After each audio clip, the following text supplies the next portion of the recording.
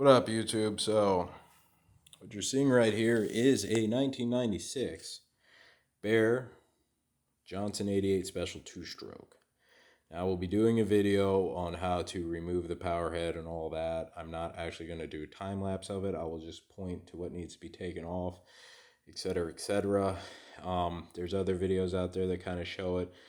I'm a firm believer if you kind of point the stuff out, it's basically just turning a wrench at that point in time. So I'm going to go over a few things really quick, a few tips, may help. I by no means am a master boat mechanic. I'm a do-it-yourself guy. When I go to show you how to remove the power head, I will show you the service manual that I used, some of the tips, etc., etc. So I will show you what failed on this motor. This is the number one piston. If you look here, that's bad things. Something was not happy. The ring actually broke off, and it's kind of common if you don't take care of your two-stroke, and it bounced around the combustion chamber and eventually went out the exhaust. This boat has been very special to me. It was my father's boat. I learned how to fish on it. So when he actually ended up blowing up the motor, I wanted to get it fixed. The price to get it rebuilt was utterly insane, so I found a company that does these blocks. You just have to swap the intake over, the flywheel, all the ignition stuff. I'll kind of go over that in the next video. So the few other things I will tell you is I always mark what cylinder this came out of, and I mark it on the block, as you can see there. I will tell you the technical term has slipped my mind, but you have to put these on how they came off. These are matched fit to only go on a certain way. So always mark your caps and make sure they go on the right way. Other really quick fun fact is these use needle bearings. Why? I don't know. I'm not an engineer. I'm sure there's a technical reason. These come in cages. This goes on your rod. That goes onto the crank. Up here is your wrist pin. There's needle bearings in there. When you pull the wrist pin and you get the new one, you have to coat it in grease and then roll it on the loose needle bearings, put it in the rod, and then if there's any other space, you have to slide the single bearings in the rest of the way, and everything will line itself up. Don't really like the design, but I'm not an engineer. These do not use C-clips like you would see on cars, like that beautiful thing over there. These use, again, I don't know the technical term, but they go in a groove down here. You got to push them in.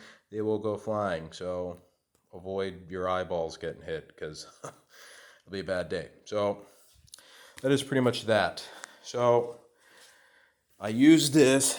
This is my best friend. This is called Permatex high-tech gasket sealant. I use this on everything except for the exhaust gasket house, which is right here. This is what mounts on to your lower unit and the rest of the motor.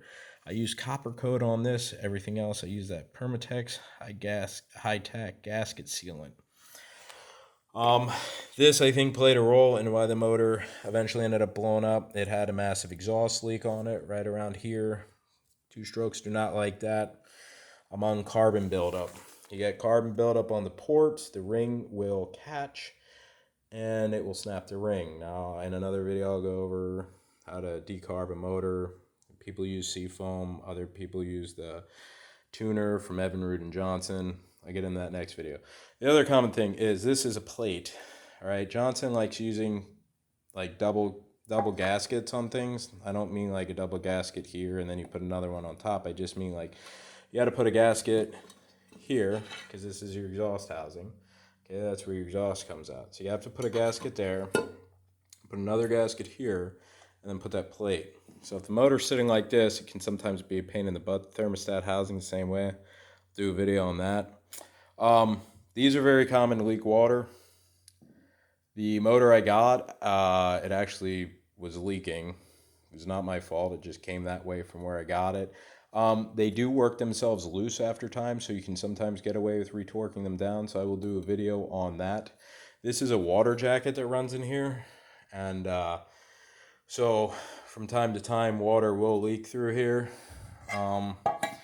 because actually right here is where a thread at 90 goes, and this goes to your water indicator that runs out the side of the motor to make sure that it is cooling properly, because two-strokes do not, especially outboard motors, do not like to run hot. So I will do a video on the gasket replacement on that because mine is leaking at the corner here. So again, this is a 1996 Johnson 2-stroke 88 special. It's called a special because it's not oil injected. I hate oil injection. I feel much safer mixing my own oil into the gas. So that is pretty much the bare block. I just wanted to go over a few things, showed what happened. This is where you're mounting. This is where it mounts on the motor. There's 2 studs here. The other half of the housing is right there. So at the bottom of that other housing is another 2 studs down there. So when you're going to switch blocks, you got to pull the studs out and put them in the new block.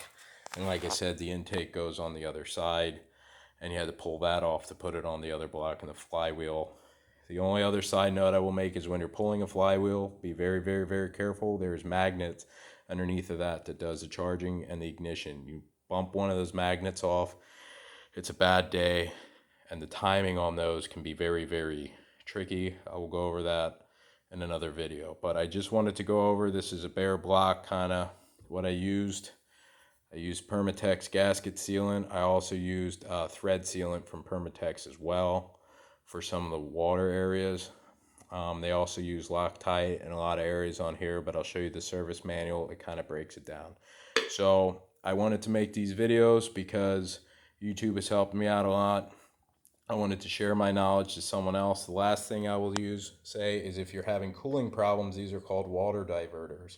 If these move, because they can come out very easily, obviously this is a 20-year-old motor with a lot of wear, it will cause overheating problems. So if you are having overheating problems, always look at the water diverters.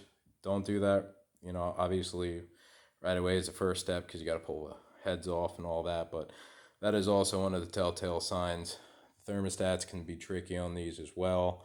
That is kind of for cold starting. A lot of people don't run thermostats. I don't really believe in that. They're there for a purpose. So again, I hope this helps someone. I will do another video on power head removal and some maintenance tips and some other boating tips. So if you watch the channel, thanks for watching it. If you wish to subscribe or like it, go ahead. I don't really do this for the subscriptions or the likes. I kind of just do this to pass my knowledge on. So if you are boating, be safe.